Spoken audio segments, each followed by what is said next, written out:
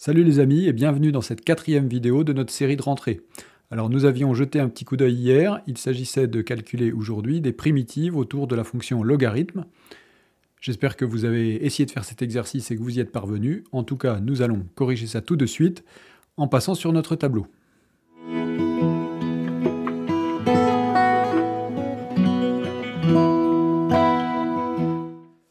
Alors donc on veut calculer la primitive, enfin une primitive de la fonction ln, puis une primitive de la fonction ln carré, et une primitive de la fonction qui a x associé x ln de x. Alors on va commencer par la première, primitive de la fonction ln. Alors, on peut jeter un œil au formulaire mathessentiel dans lequel nous avons les formules de dérivées.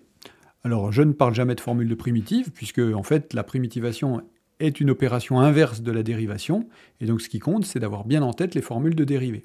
Alors, on a évidemment dans les formules de dérivée la dérivée de la fonction ln, donc qui est la fonction qui a x associé 1 sur x. Mais si on regarde ce tableau, évidemment, on ne trouve pas de fonction dont la dérivée est ln de x. Donc comment est-ce qu'on va faire pour trouver une primitive de ln de x, c'est-à-dire une fonction dont la dérivée sera ln de x? Alors, la solution à ça, c'est une petite astuce qui utilise cette formule-là. C'est-à-dire, l'idée, c'est d'écrire x ln de x. Si je fais la dérivée de x ln de x, je vais appliquer la formule u'v plus v'u.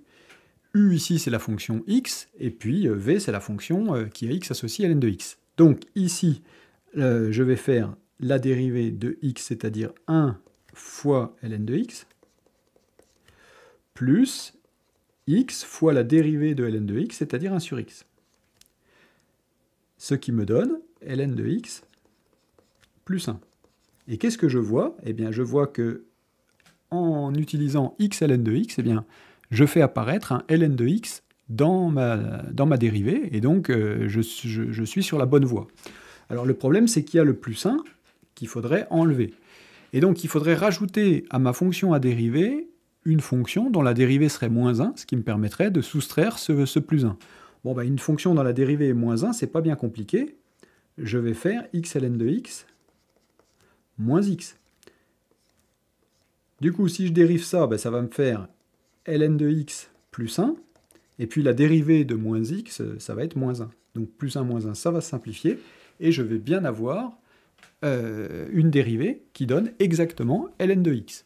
Donc voilà pour ce premier résultat. Alors on va repasser sur notre tableau pour noter ça. Donc, primitive de ln de x dx est égal à, donc on a dit, x ln de x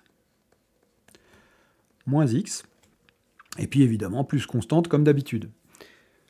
Alors x ln de x moins x, c'est bien de s'en souvenir, parce que avoir à primitiver ln de x, ça peut arriver. En tout cas, ce dont il faut se souvenir, c'est le principe du x ln de x. Après, une fois qu'on se souvient du x ln de x, on retrouve assez facilement le x ln de x moins x par déduction. Très bien. Alors, maintenant, qu'est-ce qui se passe quand c'est plus la fonction ln que je veux primitiver, mais la fonction ln au carré? Est-ce que je vais pouvoir appliquer le même principe? Eh bien, en fait, oui, il n'y a pas de raison. Donc, qu'est-ce qui se passe si j'écris x ln de x au carré? Alors, à noter que cette notation ln carré de x signifie formellement ln de x entre parenthèses au carré. Et pour éviter d'avoir à mettre des parenthèses au carré, on écrit le carré sur le ln. Alors pourquoi sur le ln? C'est parce que si on met le carré à la fin, c'est pas très clair si on calcule le ln de x et qu'on met tout ça au carré, ou qu'on calcule le ln de x au carré. C'est pour ça qu'on met le carré sur le ln. On fait la même chose à noter avec le cos, le sinus, et aussi éventuellement la tangente. Alors, donc, si je dérive x ln carré de x, ben, ça va être la même chose, u fois v.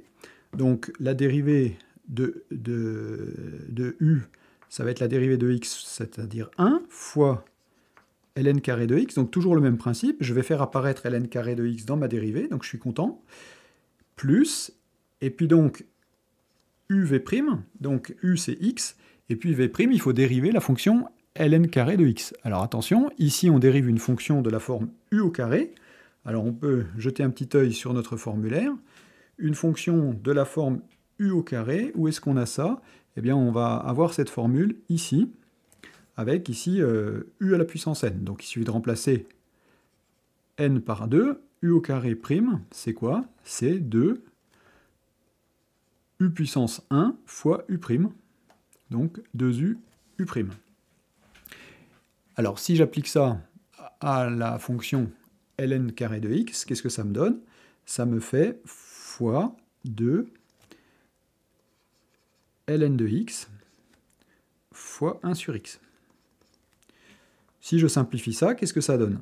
Ça donne ln carré de x plus 1 sur x fois x, ça va donner 1, et donc il va nous rester 2 ln de x.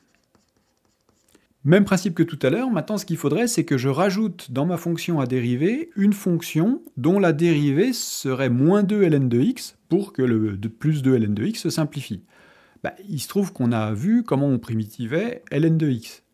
Bon, pour primitiver 2 ln de x, il suffit de multiplier par 2, et pour avoir un moins, il suffit de mettre un moins devant. Et donc, je vais dériver la fonction x ln carré de x moins 2 fois la primitive qu'on a trouvée pour ln de x, c'est-à-dire facteur de x ln de x moins x. Et maintenant, je dérive tout ça. Qu'est-ce que ça me donne? Donc, x ln carré de x, ça me donne ln carré de x plus 2 ln de x. Et puis, la dérivée de x ln de x moins x, on a vu que c'était ln de x, puisque ça c'est une primitive de ln de x, et donc ça nous fait moins 2 ln de x. Bon, les deux ln de x se simplifient, et il nous reste bien ln de x au carré.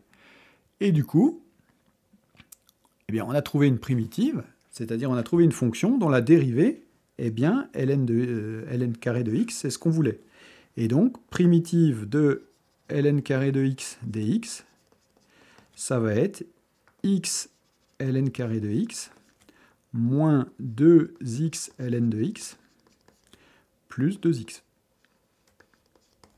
A noter que par analogie, on voit qu'on pourrait continuer comme ça pour trouver une primitive de ln cube de x, ln puissance 4 de x, etc. Bon, c'est plutôt assez rare. Déjà, se limiter à savoir primitiver ln de x et ln carré de x, c'est déjà pas mal, surtout pour un début de maths sup. Alors, allons-y. Donc ça, c'était le premier, ça, c'était le deuxième, et allons-y pour le troisième. Alors cette fois, on veut primitiver x ln de x. Alors même idée, pour récupérer du x, ce qu'il faudrait, c'est avoir du x au carré qu'on dérive, qui nous donnerait du 2x ln de x. Donc essayons le même principe, c'est-à-dire on multiplie par x, et ça nous fait x carré ln de x, et on dérive cette fonction. Alors, pareil, u'v, donc u'v 2x ln de x,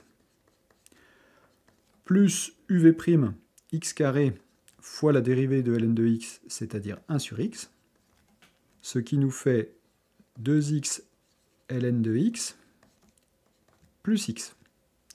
Ça nous fait x au carré sur x, évidemment, ça se simplifie. Alors ici, même chose, ce qu'on voudrait, c'est ajouter une fonction à notre fonction à dériver qui nous donne moins x quand on dérive pour que le plus x moins x se simplifie. Alors une fonction dont la dérivée est moins x, c'est tout simple. X carré ln de x, on va faire moins x au carré sur 2. Si je dérive ça, qu'est-ce que ça va me donner? Donc 2x ln de x plus x, ça c'est la dérivée de x carré ln de x qu'on vient de calculer. Et puis la dérivée de x au carré sur 2, c'est 2x sur 2, c'est-à-dire x.